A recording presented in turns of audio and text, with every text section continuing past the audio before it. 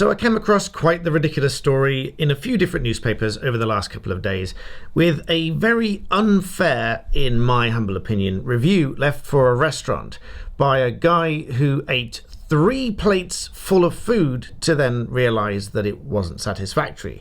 And in fact, his claim is that he contacted the restaurant in advance to say that they had food allergies, and then later claimed that they didn't cater for those food allergies, said nothing about it, and then didn't respond to the complaint. However, when reviewing the complaint, the manager checked the CCTV to confirm that he'd in fact eaten 3 plates full of this sandwich buffet style food before leaving the restaurant and then leaving this 1-star review to complain. Now, personally, I think this is quite unfair. Now, whilst it might be difficult to identify allergens within a food, that wasn't the substance of the complaint. In the review, he said nothing about the alleged presence of allergens in the food or the need to use an EpiPen or anything like that, although he did say that one of them carried an EpiPen at all times just in case because they were highly allergic. If they were highly allergic and there were allergens in the food, then doubtless they would have had some kind of attack and they would have had some real claim here. Or at the very least, they would have had some after effects if allergens were indeed in the food, but I suspect that that's probably not the case here because, as I said, that didn't form part of the review.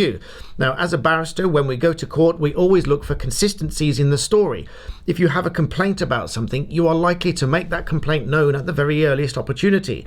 And then if your complaint is consistent all the way through, then it's much more likely to be a credible complaint. But if someone doesn't mention this complaint at the very beginning, then it's unlikely, really, that this is a credible complaint all the way through. Just like the police caution, it may harm your defence if you do not mention when questioned something that you later rely on in court.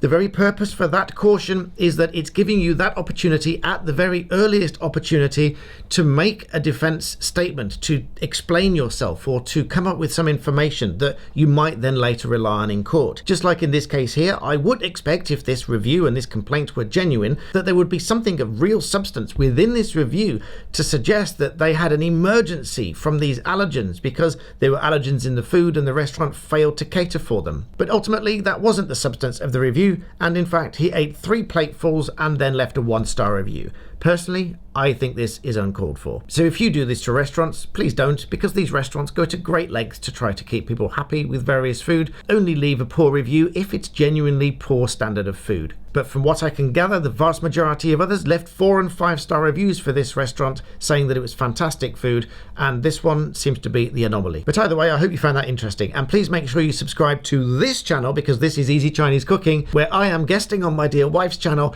to boost the views, to boost the subscribers, because she brings you some fantastic dishes on how to cook genuine, authentic Chinese food that we cook and eat at home. So enjoy, and thank you for watching.